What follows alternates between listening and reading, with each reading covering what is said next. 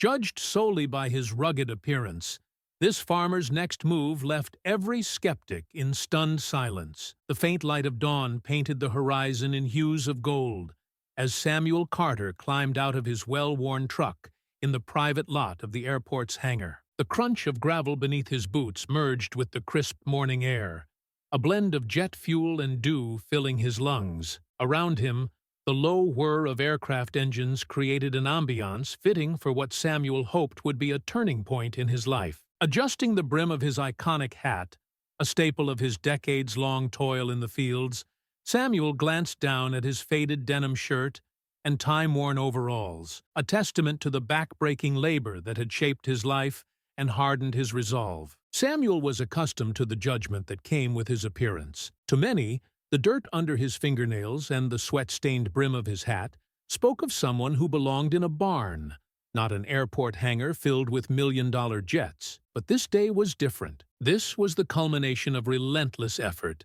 and a vision that had driven him through sleepless nights and endless days of work. Walking into the pristine hangar, Samuel's eyes scanned the shining aircraft parked like trophies of modern engineering. Their polished exteriors reflected the morning light, radiating a sense of luxury and ambition. Inside, a small group of men in tailored suits gathered in hushed conversation, their voices muffled against the backdrop of the humming engines. As Samuel made his way to the reception desk, a tall, sharp-looking man in a tailored gray suit noticed him. The man's gaze dropped to Samuel's mud-splattered boots before trailing up his frame, taking in the well-worn clothing and humble straw hat. His professional smile wavered for a brief moment, replaced by a look of barely masked incredulity before he composed himself and approached. "Good morning," Samuel greeted warmly, extending a weathered hand. "I'm here to inquire about purchasing a jet."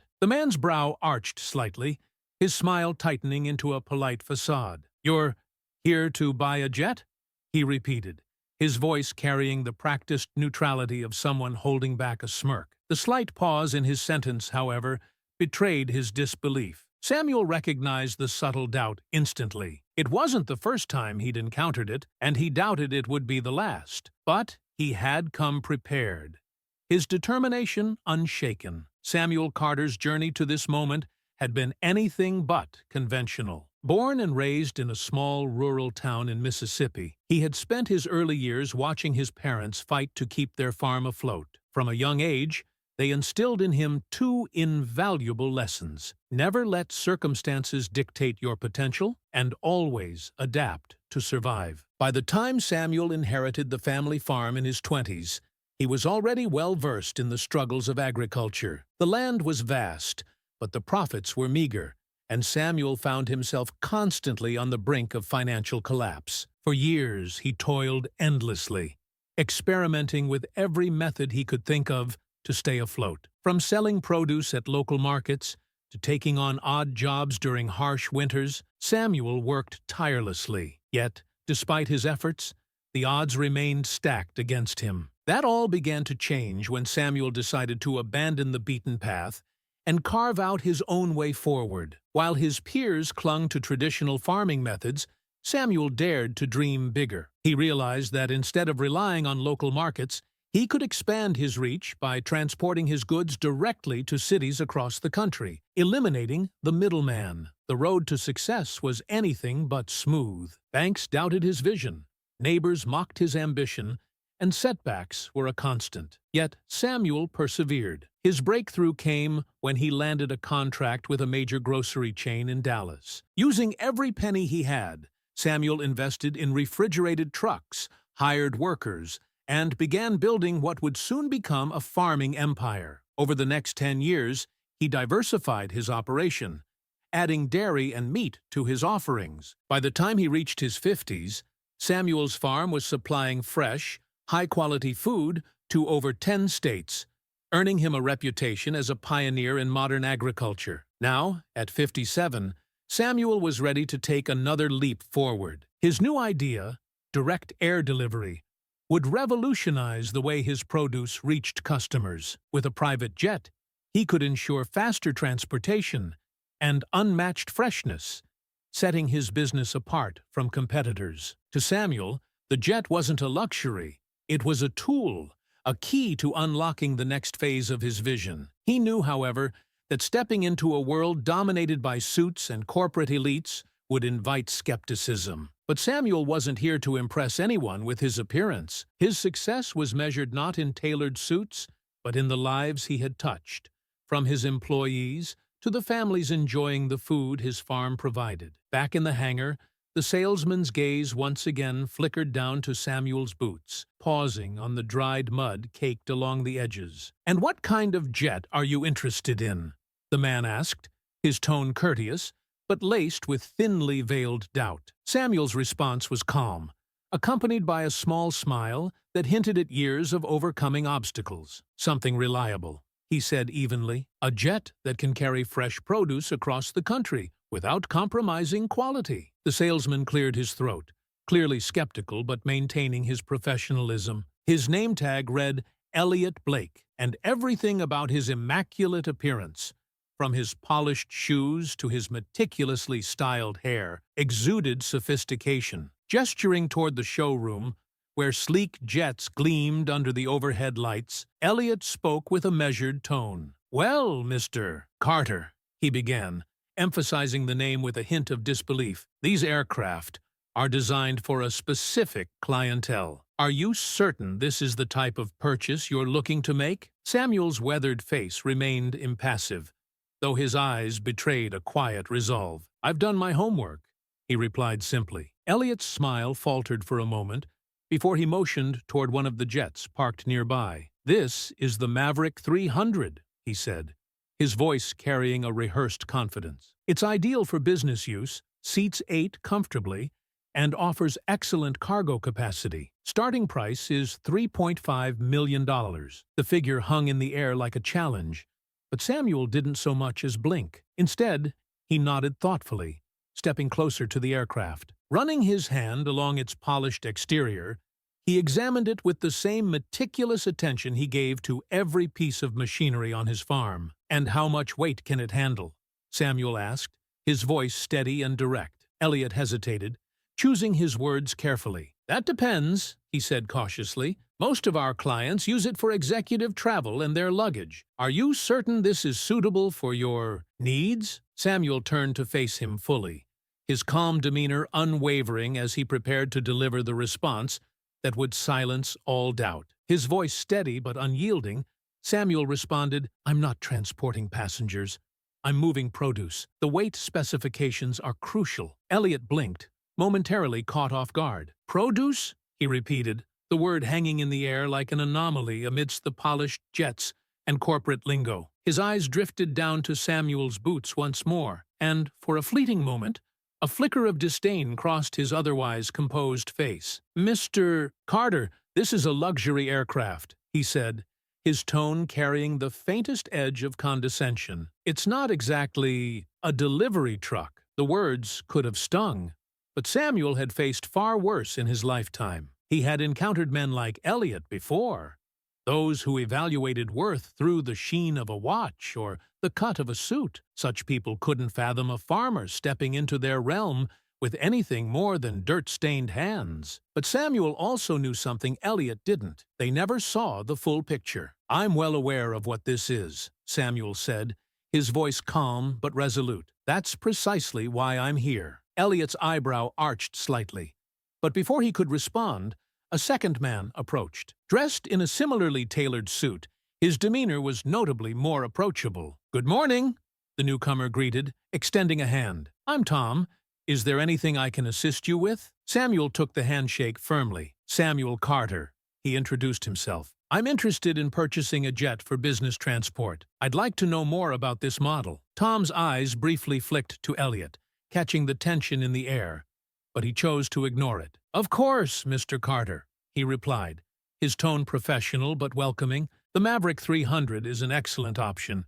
It's versatile and offers a maximum cargo capacity of 2,500 pounds. Would you like to take a look inside?" For the first time, Elliot seemed genuinely uncomfortable. Samuel noticed the shift, but kept his focus. "Yes," he replied, gesturing toward the jet. "Let's take a look." As they climbed the steps into the sleek cabin, Samuel's senses were met with a pristine space that exuded luxury. Leather seats gleamed under the soft glow of the interior lighting, while polished tables and ample room for passengers showcased convenience and elegance. The layout whispered opulence, yet Samuel's mind was elsewhere.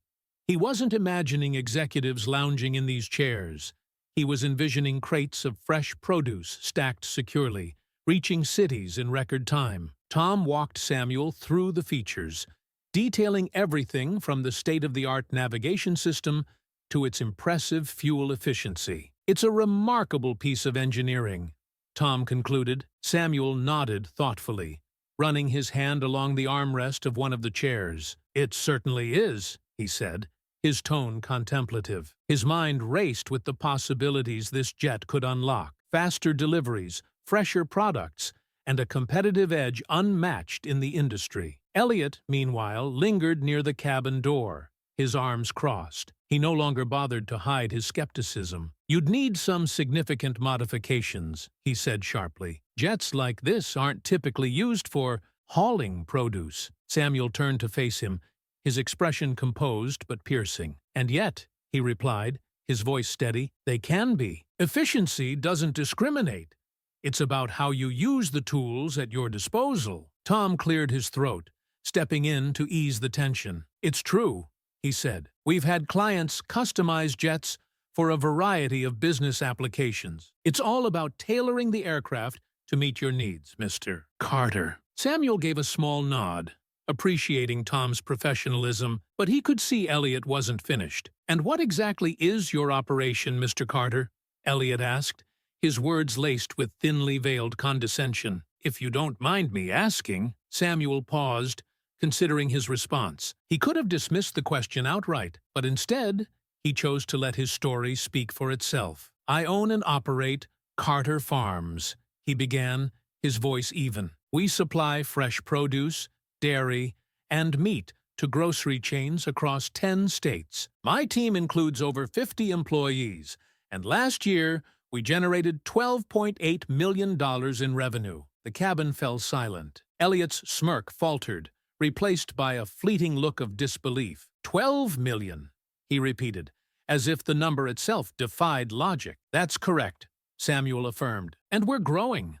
Demand is increasing, and this jet will help us meet it. My customers rely on quality and speed, and that's exactly what I intend to deliver." Tom looked genuinely impressed. Elliot, on the other hand, seemed to struggle to process what he had just heard. That's quite the operation," he stammered, his polished facade slipping. "I didn't realize." "You didn't ask," Samuel said plainly. His tone wasn't angry, just matter of fact. "You looked at me and assumed." The words hung in the air, heavy and undeniable. Elliot opened his mouth as if to respond, but no words came out. Tom, sensing the gravity of the moment, broke the silence. "Mr. Carter, I believe this jet could be an excellent fit for your needs," he said. "If you'd like, I can connect you with our customization team to discuss the necessary modifications." "I'd appreciate that," Samuel replied. "Let's make it happen." Elliot shifted uncomfortably, his confidence visibly shaken. Samuel caught the look, but chose not to dwell on it. He had encountered countless people like Elliot throughout his life, people who dismissed him, underestimated him, or outright ignored him. But Samuel had learned that the most powerful response to doubt wasn't anger, it was results. As they exited the jet, Tom excused himself to retrieve paperwork, leaving Samuel and Elliot alone by the stairs. For a moment, neither man spoke. Then Elliot cleared his throat. "I owe you an apology," he said quietly. "I misjudged you." Samuel turned to him, his expression unreadable. "You're not the first," he said simply, "and you won't be the last." Elliot nodded, his gaze dropping. "Still, it was wrong. I'll make sure everything moves smoothly from here." Samuel studied him for a moment before giving a small nod. Fair enough. Even as the tension eased, Samuel couldn't shake the thought of how many others faced the same judgment and never got the chance to prove themselves. That reflection stayed with him as the day unfolded. Over time, Elliot's demeanor began to change. Whether it was guilt gnawing at him or a growing respect for Samuel, the once dismissive salesman adopted a more cooperative attitude. Samuel, however, had no intention of waiting for anyone's approval. His focus remained on the future and the opportunities it held. When Tom returned with the paperwork, Elliot stayed close, his demeanor more polished than before. He chimed in with details about the jet's features, his tone smoother, almost deferential, though a faint trace of unease lingered. Samuel could tell Elliot wasn't entirely comfortable admitting he had misjudged the farmer, but he was making an effort. It wasn't easy for someone like Elliot to face being wrong, and it showed in the careful way he approached the conversation. "So, Mr. Carter," Elliot began, choosing his words with care, "if we move forward with this purchase, I'd recommend reinforcing the cargo flooring. It would better distribute the weight of your produce crates." Samuel studied him for a moment before nodding, recognizing the genuine thought behind the suggestion. "That's a good idea," he replied. "I'll need to discuss it with your customization team to make sure it aligns with my business needs." Elliot seemed to relax slightly, nodding quickly. "Of course, we can arrange a meeting whenever you're ready." The subtle shift in Elliot's tones wasn't lost on Tom, who glanced at Samuel with a knowing look. It was an unspoken acknowledgement had before. Samuel appreciated Tom's quiet support, but he wasn't here for validation. He had a purpose, and that purpose was to secure a deal that made sense for his business. As the discussion transitioned to pricing and logistics, Samuel's sharp eye for details became evident. He wasn't one to be upsold on unnecessary features, and Elliot's attempts to suggest add-ons were quickly and decisively declined. By the third attempt, Elliot realized Samuel was no easy mark and shifted his strategy, focusing instead on ensuring the deal progressed smoothly. By the end of the negotiations, Elliot seemed genuinely invested in making the sale work, even offering to personally oversee the customization process. A gesture Samuel couldn't quite decide was born of sincerity or damage control. "Thank you, Mr. Carter," Elliot said as they wrapped up. "We'll make sure everything is handled with the utmost care." Samuel nodded, his expression steady and measured. "I'll hold you to that." As they made their way back toward the hangar entrance, a small group near the front desk caught Samuel's attention. Among them was a young black man, likely in his early 20s, wearing a crisp maintenance uniform. He was speaking animatedly with an older man who appeared to be a manager, but the dynamic was clear. The younger man was pleading his case, while the manager's body language remained detached and unimpressed. Samuel slowed his pace, his boots echoing against the polished floor. The younger man glanced up and met Samuel's gaze, his expression shifting to one of recognition mixed with uncertainty. Samuel wasn't sure why, but the scene resonated deeply with him. He turned to Tom and Elliot. "Give me a moment," he said, his voice calm but firm, before heading toward the group. The manager noticed Samuel's approach and quickly adjusted his posture, adopting a polite but wary expression. "Can I help you, sir?" he asked. Samuel's eyes moved to the younger man, who stood a little straighter under his gaze. "What's going on here?" Samuel asked, his tone steady but commanding. The young man hesitated, glancing at the manager before answering. "I was asking about an opening for an apprentice in the aviation maintenance program," he explained, "but I don't think I'm what they're looking for." The words hit Samuel harder than he expected. He saw a reflection of himself in this young man, the same determination, the same quiet fire to prove his worth in a world quick to judge. Samuel wasn't about to let this moment pass without making an impact. Turning to the manager, Samuel locked eyes with him. "And why wouldn't he be what you're looking for?" he asked, his voice calm, but carrying an unmistakable edge. The manager stammered, clearly caught off guard. "Well, sir, it's not that he isn't qualified," he began, fumbling for an explanation. "We just have a lot of applicants, and we tend to prioritize those with more experience." Samuel raised an eyebrow. "Experience? Or something else?" The young man, whose name tag read Derek, shifted uncomfortably, as though grappling with whether to defend himself. Samuel could see the tension in his expression, the clash between wanting to speak up and the fear of overstepping. "What's your name, son?" Samuel asked, turning his attention fully to him. "Derek Porter," the young man replied, his voice steady despite the situation. "Well, Derek," Samuel said, his voice loud enough for others nearby to hear, "I don't know much about aviation maintenance, but I do know determination and potential when I see it, and you've got both." Derek's eyes widened in surprise, while the manager shifted uneasily. Samuel turned back to him. "I'm buying a jet from this hangar," he continued, his tone unwavering, "and that jet is going to need maintenance. If I'm trusting your team with my investment, I need to know you're giving opportunities to people who are ready to work for them." The manager's face reddened, but he nodded quickly. "Of course, sir," he said, his voice tight. "We'd be happy to reconsider Derek's application." Satisfied but not fooled, Samuel nodded. He turned back to Derek, lowering his voice slightly. "I've been where you are," he said. "Don't let anyone tell you what you're worth. If they won't give you a chance, find someone who will." Derek nodded, his expression a mix of gratitude and determination. "Thank you, sir," he said. "I won't forget this." Samuel smiled faintly. "Neither will I." As Samuel rejoined Tom and Elliot, he could feel their curiosity, though neither voiced it. Tom broke the silence with a light remark. "Everything squared away?" he asked, clearly trying to ease the mood. Samuel nodded, just tying up loose ends. For once, Elliot remained silent, his demeanor reflective. It was as if the events had shifted something deeper within him, a rare moment of self-awareness. Stepping outside, Samuel was greeted by the crisp air and the faint smell of jet fuel. He looked up at the vast sky above, his mind racing, not with doubts, but with possibilities. This wasn't just about securing a jet.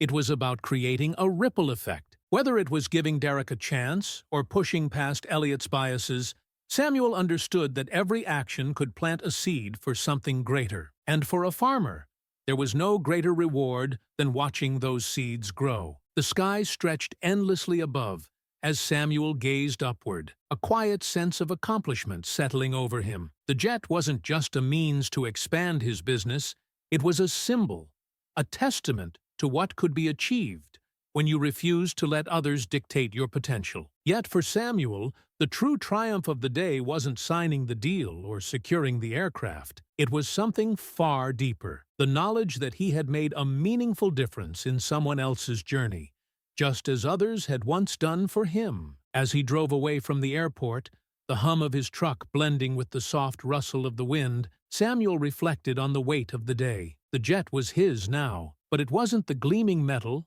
or the high-tech systems that lingered in his mind. It was Derek's face, the glimmer of hope he had sparked in the young man. That flicker of belief was something Samuel recognized intimately, a reminder of his own struggles and the rare moments when someone had taken a chance on him. Samuel's thoughts drifted back to his journey. He remembered the countless times he had been underestimated, dismissed, or outright ignored. The sideways glances, the doubting words, and the outright rejections. Yet, through it all, he had persisted, not because the road was easy, but because he had refused to let others define what he was capable of achieving. Now, here he was, a farmer from Mississippi, on the cusp of using a private jet to deliver fresh produce across the nation. It wasn't about fitting into someone else's mold of success. It was about shattering the mold entirely. Success, Samuel realized, wasn't measured by wealth or accolades. It was about the impact you had on others, the lives you touched, and the people you lifted up when no one else would. It was about recognizing potential where others saw none and offering a hand to those who needed it most. That was the legacy Samuel hoped to leave behind. Not just a thriving business, but a message that echoed far beyond the boundaries of his farm. In that moment, Samuel understood the real power of his story. It wasn't just about defying the odds or proving the doubters wrong. It was about inspiring others to see that their worth wasn't tied to someone else's judgment. Resilience, he realized, wasn't the absence of doubt. It was the determination to rise above it. And humility wasn't about staying silent. It was about letting your actions speak louder than the opinions of others. Samuel had gone to the airport in search of a jet, but he left with something far more significant, a renewed sense of purpose. Every step he took forward wasn't just for himself. It was for the countless others watching from the sidelines, wondering if they, too, could break free from the limits the world placed on them. To anyone watching or hearing his story, Samuel had a message. You are more than what the world sees. Your dreams matter, your work matters, and your perseverance will always matter. As Samuel's truck rumbled down the road, he smiled to himself. He knew that today wasn't just another day. It was the beginning of something bigger. Not just for him, but for everyone who dared to dream beyond what others thought possible. If Samuel's story resonated with you, let it be a reminder. Never stop believing in your worth. Like, share, and subscribe to help spread this message of hope, resilience, and the power of determination. Together, we can inspire others to rise above and achieve what once seemed impossible.